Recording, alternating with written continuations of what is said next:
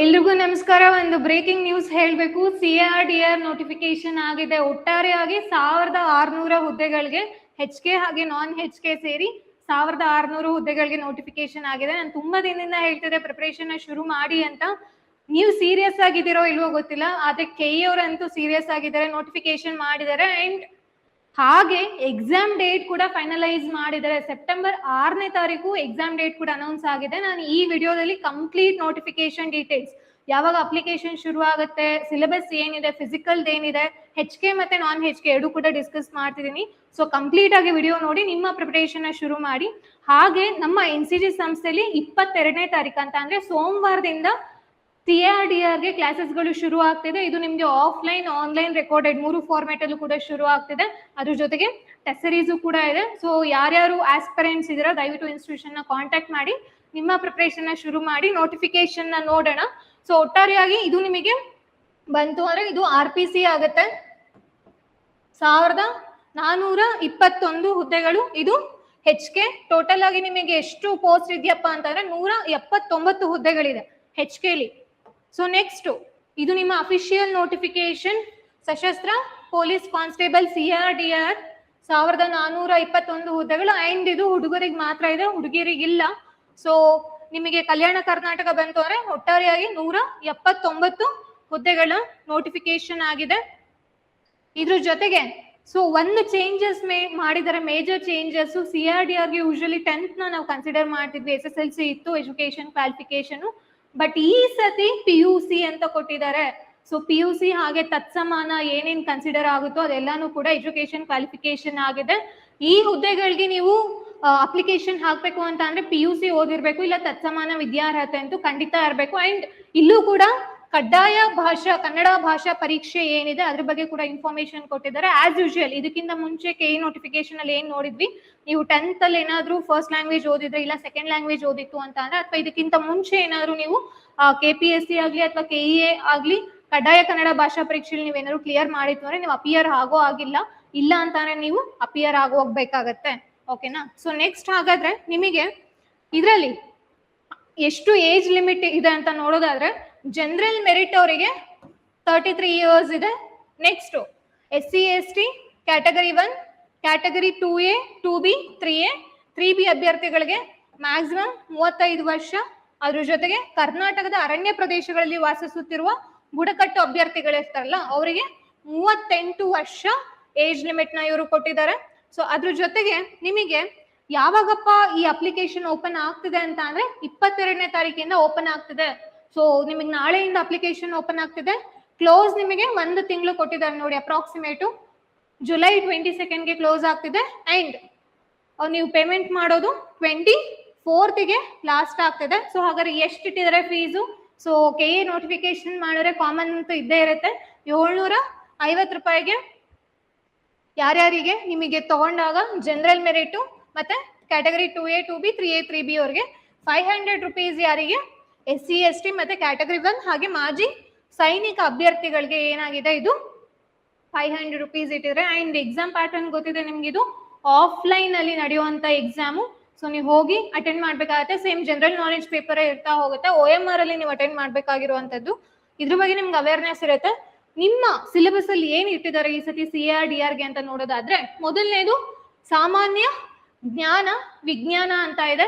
So first ನಾವಿಲ್ಲಿ ನೋಡೋದಾದ್ರೆ ಸಾಮಾನ್ಯ ಜ್ಞಾನ ಅಂತ ತಗೊಂಡಾಗ ನಿಮಗೆ ಬಯೋಲಜಿ ಇರ್ಬೋದು, ಫಿಸಿಕ್ಸ್ ಇರ್ಬೋದು, ಕೆಮಿಸ್ಟ್ರಿ ಇರ್ಬೋದು, ಪ್ರತಿಯೊಂದು ಕೂಡ ಇನ್ಕ್ಲೂಡ್ ಆಗಿರುತ್ತೆ. ಅಂಡ್ ವಿಜ್ಞಾನ ಅದ್ರ ಜೊತೆಗೆ ಭೂಗೋಳ ಅಂತ ಕೊಟ್ಟಿದ ತಕ್ಷಣ ನಿಮಗೆ ಬರೀ ಭೂಗೋಳ ಅಂತ ಅಲ್ಲ, ನಿಮಗೆ physical geography, Indian geography, Karnataka geography ಪ್ರತಿಯೊಂದು ಕೂಡ ನಮಗೆ ಬೇಕಾಗತ್ತೆ. ಅಂಡ್ ಇತಿಹಾಸ, ಭಾರತದ ಇತಿಹಾಸ ಅಂತ ಅಂದ್ರೆ ಏನ್ಶಿಯಂಟ್, ಮಿಡಿವಲ್, ಮಾಡರ್ನ್. ಅದ್ರ ಜೊತೆಗೆ ಕರ್ನಾಟಕ ಇತಿಹಾಸನೂ ಕೂಡ ನಾವು ನೋಡ್ಕೊಳ್ಬೇಕು. ಭಾರತದ ಸಂವಿಧಾನ, ರಾಷ್ಟ್ರೀಯ ಸ್ವಾತಂತ್ರ್ಯ ಚಳುವಳಿ, ನ್ಯಾಷನಲ್ ಫ್ರೀಡಮ್ ಮೂವ್ಮೆಂಟ್. ಸೊ ನಾವು ಸ್ವಾತಂತ್ರ್ಯಕ್ಕೆ ಹೋರಾಡಿದ ರೀತಿ, ಅದರಲ್ಲಿ ನಡೆದಂತಹ ಮೂವ್ಮೆಂಟ್ಗಳು, ಇವೆಂಟ್ಗಳು ನಮಗೆ ಬೇಕಾಗತ್ತೆ. ಮಾನಸಿಕ ಸಾಮರ್ಥ್ಯ ಇದೆ ಮತ್ತು ನೈತಿಕ ಶಿಕ್ಷಣ ಒಳಗೊಂಡ ಸಾಮಾನ್ಯ ಅಧ್ಯಯನ. ಇಷ್ಟು ಕೂಡ ನಿಮ್ಗೆ ಇದೆ ಸಿಲೆಬಸ್ ಅಲ್ಲಿ. ಒಂದು ಪೇಪರ್ ಇರುತ್ತೆ, ಎಷ್ಟು ಮಾರ್ಕ್ಸ್ ಇರುತ್ತೆ? 100 ಕ್ವಶನ್ಸ್ ಇರುತ್ತೆ, 100 ಮಾರ್ಕ್ಸ್ ಇರುತ್ತೆ, 1.5 ಗಂಟೆ ಟೈಮ್ ಇರುತ್ತೆ. ಓಕೆನಾ? ಸೊ ಅದ್ರ ಜೊತೆಗೆ ಹಾಗಾದ್ರೆ ನೆಗೆಟಿವ್ ವ್ಯಾಲ್ಯೂಯೇಷನ್ ಇದೆಯಾ? ಖಂಡಿತ ಇದೆ. ನಾನು ಎಕ್ಸ್ಪ್ಲೈನ್ ಮಾಡ್ತೀನಿ. 0.25 ನೆಗೆಟಿವ್ ಇದೆ. ಒಂದು ಇಲ್ಲಿ ಎಕ್ಸಾಮ್ ಡೇಟ್ ಏನಾಗ್ತಿತ್ತು, ಮೊದಲು ಶನಿವಾರ ಭಾನುವಾರ ಹತ್ರ ಕಂಡಕ್ಟ್ ಮಾಡ್ತಿರು, ಬಟ್ ಇವಾಗ ಏನಾಗ್ತಿದೆ ಗೊತ್ತಾ, ಮಾರ್ನಿಂಗು ಮಧ್ಯಾಹ್ನ. ಯಾರಿಗೆ ಇದು RPC ಅವರಿಗೆ, ನಾನ್ ಕಲ್ಯಾಣ ಕರ್ನಾಟಕದವರಿಗೆ ಸೆಪ್ಟೆಂಬರ್ 6ನೇ ತಾರೀಕಿದೆ. ಯಾವಾಗ? ಬೆಳಗ್ಗೆ 10:30 ನಿಮಗೆ 12 ಗಂಟೆವರೆಗೂ ಇರ್ತಾ ಹೋಗುತ್ತೆ. ಕಡ್ಡಾಯ ಕನ್ನಡ, ಅದು ನಿಮಗೆ ಇನ್ನು ಡೇಟ್ ಅನೌನ್ಸ್ ಆಗಿಲ್ಲ, ಡೇಟ್ ಅನೌನ್ಸ್ ಆಗುತ್ತೆ ಅದು. ನೆಕ್ಸ್ಟ್ ಇದು ಕಲ್ಯಾಣ ಕರ್ನಾಟಕ ಅವರಿಗೆ ಸೇಮ್ ಅದೇ ದಿನ ಇದೆ, 6ನೇ ತಾರೀಕು ಇದೆ ಸೆಪ್ಟೆಂಬರ್. ಆದ್ರೆ ಟೈಮಿಂಗ್ಸ್ ನೋಡಿ 2:30 4 ಗಂಟೆ ಇದೆ. ಬೆಳಿಗ್ಗೆ ನಾನ್ ಕಲ್ಯಾಣ ಕರ್ನಾಟಕ ಇರುತ್ತೆ, ಮಧ್ಯಾಹ್ನ ನಿಮಗೆ ಕಲ್ಯಾಣ ಕರ್ನಾಟಕ ಎಕ್ಸಾಮ್ಸ್ ಇರ್ತಾ ಹೋಗುತ್ತೆ. ಸೊ ಹಾಗಾದ್ರೆ ಋಣಾತ್ಮಕ ಮೌಲ್ಯಮಾಪನ ಎಷ್ಟಿದೆ? 0.25 ಇದೆ. ನಿಮಗೆ ಗೊತ್ತಿದೆ KA ಪ್ಯಾಟರ್ನ್ 5 OMR ಅಲ್ಲಿ ನಿಮಗೆ 5 ಆಪ್ಷನ್ಸ್ ಇರುತ್ತೆ. ಸೊ ಲಾಸ್ಟ್ ಆಪ್ಷನ್ಸ್ ನೀವು ಖಂಡಿತ ಮಾರ್ಕ್ ಮಾಡಿ ಬರ್ಲೇಬೇಕು. ಇನ್ ಕೇಸ್ ಏನಾದ್ರು ನೀವು ಅದಕ್ಕೆ ಆನ್ಸರ್ ಮಾಡಿಲ್ಲ ಅಂತ ಅಂದ್ರೆ, ಇಲ್ಲ ಅಂತ ಅಂದ್ರೆ ಏನಾಗುತ್ತೆ, ಅದನ್ನು ಕೂಡ ಅವರು ನೆಗೆಟಿವ್ ಅಂತ ಕನ್ಸಿಡರ್ ಮಾಡ್ತಾರೆ. ಸೊ ಓಕೆನಾ, ಟೆಸ್ಟ್ ಸೀರೀಸ್ ಪ್ರಾಕ್ಟೀಸ್ ಮಾಡ್ಬೇಕಾದ್ರೆ 5 ಹೋಲ್ ಇರೋ OMR ನ ನೀವು ಪ್ರಾಕ್ಟೀಸ್ ಮಾಡಿ. ಹಾಗಾದ್ರೆ ನಿಮ್ಮ ಫಿಸಿಕಲ್ ಸ್ಟ್ಯಾಂಡರ್ಡ್ ಟೆಸ್ಟ್ ಮತ್ತೆ ಎಂಡ್ಯೂರೆನ್ಸ್ ಟೆಸ್ಟ್ ಅಂತ ಬಂತು ಅಂದಾಗ ಏನೇನೆಲ್ಲ ರಿಕ್ವೈರ್ಮೆಂಟ್ಸ್ ಇಟ್ಟಿದ್ದಾರೆ ಇವರು ಅಂತ ನೋಡೋಣ.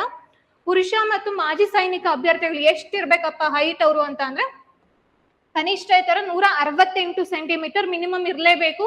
ಎದೆ ಸುತ್ತಳತೆ ಹುಡುಗರಿಗೆ ತಗೊಳ್ತಾರೆ 86 ಸೆಂಟಿಮೀಟರ್ ಪೂರ್ತಿ ವಿಸ್ತರಿಸಿದಾಗ. ಕನಿಷ್ಠ ವಿಸ್ತರಣೆ 5 ಸೆಂಟಿಮೀಟರ್. ಕರ್ನಾಟಕ ಅರಣ್ಯ ಪ್ರದೇಶಗಳಲ್ಲಿ ವಾಸಿಸುತ್ತಿರುವ ಬುಡಕಟ್ಟು ಅಭ್ಯರ್ಥಿಗಳಿಗೆ 155 ಸೆಂಟಿಮೀಟರ್ ಮಿನಿಮಮ್ ಇರಬೇಕು. ಸೊ ಎದೆ ಸುತ್ತಳತೆ ಬಂತು ಅಂದಾಗ 5 ಸೆಂಟಿಮೀಟರ್ಗಳ ಕನಿಷ್ಠ ವಿಸ್ತರಿಸುವುದರೊಂದಿಗೆ ಸಂಪೂರ್ಣವಾಗಿ ಹಿಗ್ಗಿಸಿದಾಗ 75 ಸೆಂಟಿಮೀಟರ್ಗಳಿಗಿಂತ ಕಡಿಮೆ ಇಲ್ಲದಂತೆ. ಓಕೆನಾ, ಸೊ ಇದಿಷ್ಟು ಕೂಡ ನಿಮ್ಗೆ ಫಿಸಿಕಲ್ ಸ್ಟ್ಯಾಂಡರ್ಡ್ ಟೆಸ್ಟ್ ಆಗುತ್ತೆ. ಸೊ ಹಾಗಾದ್ರೆ ಫಿಸಿಕಲ್ ಎಂಡ್ಯೂರೆನ್ಸ್ ಟೆಸ್ಟ್, ದೈಹಿಕ ಸಹಿಷ್ಣುತೆ ಪರೀಕ್ಷೆ, ನಿಮ್ಗೆ ರನ್ನಿಂಗ್ ಇರ್ಬೋದು, ಲಾಂಗ್ ಜಂಪ್, ಹೈ ಜಂಪ್ ಮತ್ತೆ ಶಾರ್ಟ್ ಪುಟ್ ಯಾವ ತರ ಕೊಟ್ಟಿದ್ದಾರೆ ಅನ್ನೋದು ನೋಡೋಣ. ಪುರುಷ ಅಭ್ಯರ್ಥಿಗಳಿಗೆ 1600 ಮೀಟರ್ ಓಟ 6 ನಿಮಿಷ 30 ಸೆಕೆಂಡ್ ಟೈಮ್ ಇರುತ್ತೆ. ಉದ್ದ ಜಿಗಿತ ಅಥವಾ ಎತ್ತರ ಜಿಗಿತ 3.80 ಮೀಟರ್ಸ್ ಮಿನಿಮಮ್ ನೀವು ಉದ್ದ ಜಿಗಿತ ತಗೊಂಡಾಗ. ಎತ್ತರ ಜಿಗಿತ 1.20 ಮೀಟರ್ಸ್. ನಿಮ್ಗೆ 3 ಆಪರ್ಚುನಿಟೀಸ್ ಗಳನ್ನ ಕೊಡ್ತಾರೆ. ನೆಕ್ಸ್ಟ್ ಗುಂಡು ಎಸೆತ, ಅದು ಎಷ್ಟು ವೆಯ್ಟ್ ಇರುತ್ತೆ ಅಂತ ಅಂದ್ರೆ 7.26 kg ಇರುತ್ತೆ. ಎಷ್ಟು ದೂರ ನೀವು ಎಸಿಬೇಕು? 5.60 ಮೀಟರ್ಸ್ ಮಿನಿಮಮ್ ನೀವು ಎಸಿಬೇಕಾಗತ್ತೆ. ಇದಕ್ಕೂ ಕೂಡ 3 ಆಪರ್ಚುನಿಟೀಸ್ ಕೊಡ್ತಾರೆ. ಸೊ ಹಾಗಾದ್ರೆ ಮಾಜಿ ಸೈನಿಕ ಅಭ್ಯರ್ಥಿಗಳಿಗೆ ಏನಿದೆ, 400 ಮೀಟರ್ ಓಟ ಇದೆ, 2 ನಿಮಿಷಕ್ಕಿಂತ ಮೀರದಂತೆ 2 ಮಿನಿಟ್ಸ್ ಒಳಗಡೆ ಅವ್ರು ಕಂಪ್ಲೀಟ್ ಮಾಡ್ಬೇಕು.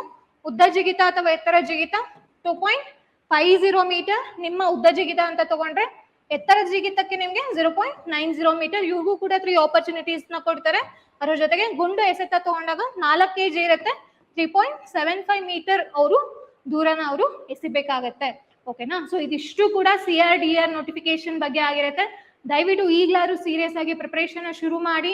ಒಂದಾದ್ಮೇಲೆ ಒಂದು ನೋಟಿಫಿಕೇಶನ್ ಆಗ್ತಿದೆ, ನಿಮ್ಗೆ ಯಾವ್ದಕ್ಕೆ ಫೋಕಸ್ ಮಾಡ್ಬೇಕಂತಾನೆ ಗೊತ್ತಾಗಲ್ಲ. ಸೊ ಪ್ರಿಪರೇಷನ್ ಶುರು ಮಾಡಿ, ಕ್ಲಾಸಸ್ಗೆ ಜಾಯಿನ್ ಆಗಿ ನೀವು ಇನ್ಸ್ಟಿಟ್ಯೂಷನ್ ನ ಕಾಂಟ್ಯಾಕ್ಟ್ ಮಾಡ್ಬೋದು. ಸೊ ಹೀಗೆ ಮತ್ತೆ ನೋಟಿಫಿಕೇಶನ್ಸ್ ಗಳು ಅನೌನ್ಸ್ ಆದಾಗ ಮತ್ತೆ ಮುಂದಿನ ವಿಡಿಯೋದಲ್ಲಿ ಸಿಗ್ತೀವಿ. Thank you.